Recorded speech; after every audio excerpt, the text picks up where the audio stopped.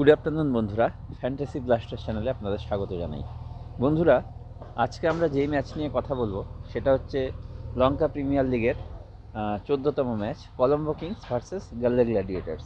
এই ম্যাচটা নিয়ে আজকে আমরা কথা বলবো। তো এখানে যেটা বলার সেটা হচ্ছে কলম্বো কিংস এখন অবধি কিন্তু 4টি ম্যাচ জিতেছে, কিন্তু গাল্লে গ্ল্যাডিয়েটার্স একটা ম্যাচও জিততে পারেনি।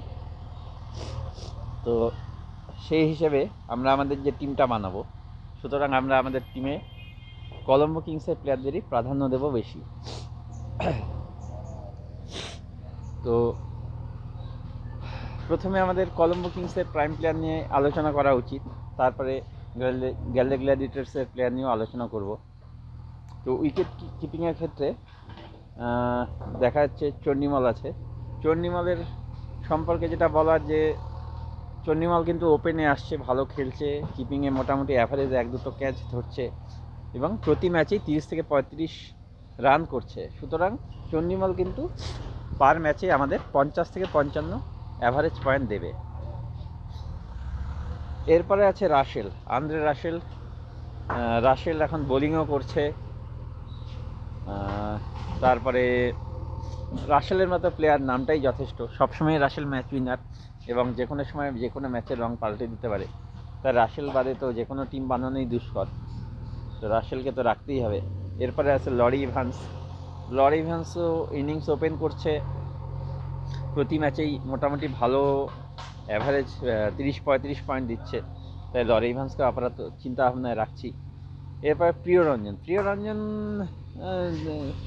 একটা ম্যাচে 27 রান বা 26 রান দিয়ে 2 উইকেট নিয়েছে, কিন্তু সেটা টোটালি ক্যাপ্টেনের গ্যাম্বলিং ছিল, সেটা কিন্তু রোজ রোজ হবে না। যে প্রিয়রঞ্জনকে আপাতত ধরছি না, প্রিয়রঞ্জনকে আপাতত আমরা রাখছি না, ঠিক আছে। এরপরে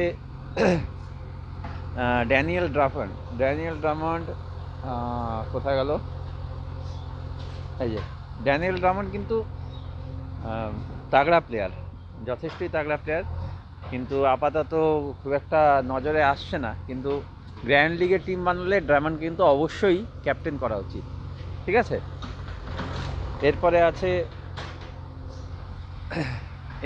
আছে অলরাউন্ডার ক্যাটাগরিতে অবশ্যই নাম আসবে অ্যাঞ্জেলো ম্যাথিউসের, বহুত পুরনো প্লেয়ার, কেকেআরের পুরনো প্লেয়ার আমাদের কলকাতার।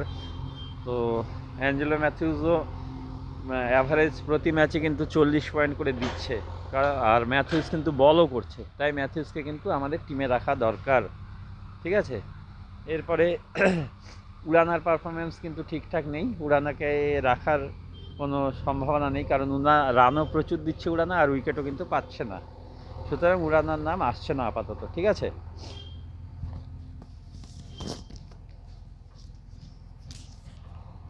এরপরে থিক্সলা ডিসিলভা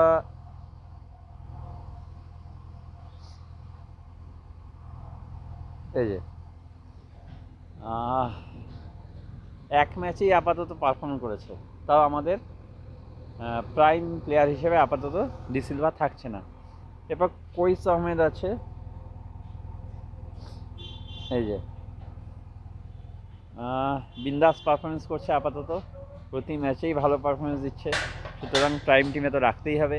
এরপরে দুসমান চামিরা এও দারুণ ফর্মে আছে এবং প্রতি ম্যাচেই অ্যাভারেজ ভালো পয়েন্টই দিচ্ছে, ঠিক আছে। এরপরে গাল্লে গ্ল্যাডিয়েটার্স নিয়ে কিছু কথা বলে নিই। গাল্লে গ্ল্যাডিয়েটার্সের উইকেট কিপিংয়ের ক্ষেত্রে আজম খান ভালো পারফরমেন্স দিচ্ছে। এরপরে আছে ওয়ালটন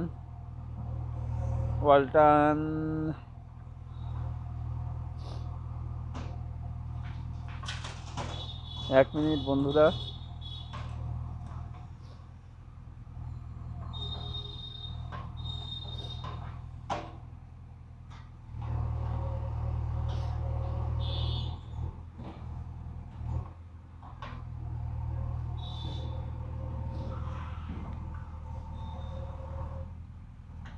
ওয়ালটন এখানেই আছে উইকেট কিপিংয়ে। তো ওয়ালটনও নেওয়ার মতো প্লেয়ার, কিন্তু আমরা লাস্টে দেখছি এদের মধ্যে কাকে নেওয়া যায়। এরপরে এহসান আলী আছে, এহসান আলীও তাগড়া প্লেয়ার, এহসান আলীও ভালো প্লেয়ার যথেষ্টই, ওপেনিংয়েও আসছে, এরপর রাজাপাকসি আছে, রাজাপাকসি যথেষ্ট ভালো প্লেয়ার, ঠিক আছে। এরপর স্নেহান জয়সূর্য আছে, অলরাউন্ডার হিসেবে যথেষ্ট ভালো অলরাউন্ডার, কিন্তু এখন ক্লিক করছে না, এটা হচ্ছে ভাগ্য খারাপ, এখন ক্লিক করছে না স্নেহান জয়সূর্য। এরপরে বোলিং আছে, বোলিংয়ে আছে মোহাম্মদ আমির, বড় নাম।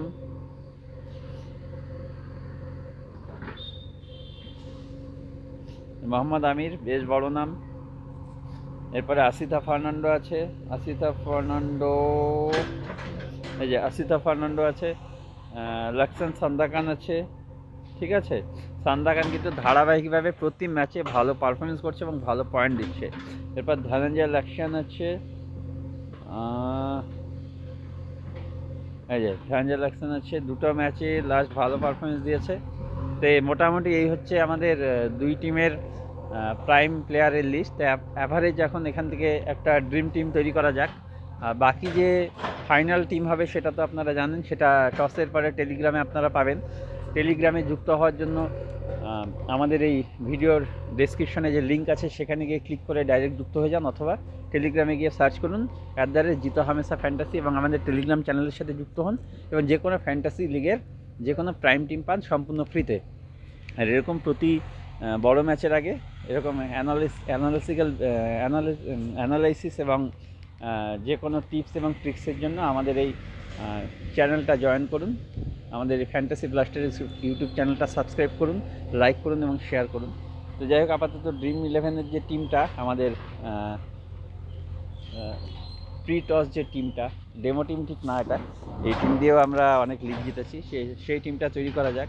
এখানে আমাদের উইকেট কিপিংয়ের ক্ষেত্রে থাকছে চণ্ডীমল এবং আজম খান। এরপরে আসছে হচ্ছে রাসেল, ড্রামন্ড, ইভান্স। এরপরে আসছে হচ্ছে এহসান আলী, ঠিক আছে। তারপরে হচ্ছে আরেকজন বাদ গেছে মনে হচ্ছে, হ্যাঁ, গুনাতিলাকা। এরপরে অলরাউন্ডারের সাথে আছে অ্যাঞ্জেলো ম্যাথিউস। আচ্ছা, বোলিংয়ে আমরা নিয়ে নিচ্ছি কোয়েস আহমেদ, দি চামিরা, তারপর হচ্ছে লাক্সান এবং অভিষ্কা ফার্নান্ডো। অভিষ্কা ফার্নান্ডো কোথায় গেল? ও, এটা গন্ডগোল হয়ে গেছে, এখানে কোনো একটা প্লেয়ার আমরা বেশি নিয়ে নিয়েছি, আমি আবার দেখে নিচ্ছি। ম্যাথিউসও আছে। উইকেট কিপিংয়ে চণ্ডীমল, আজম খান। ব্যাটিংয়ে হচ্ছে ইভান্স, ঠিক আছে। ব্যাটিংয়ে ইভান্স, রাসেল, তারপর হচ্ছে এহসান আলী,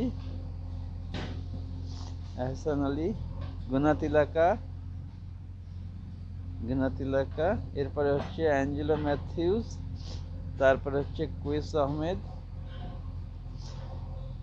ডি চামিরা, লাকশন, আর হচ্ছে আভিষ্কা ফার্নান্ডো কোথায় গেল? আভিষ্কা ফার্নান্ডো।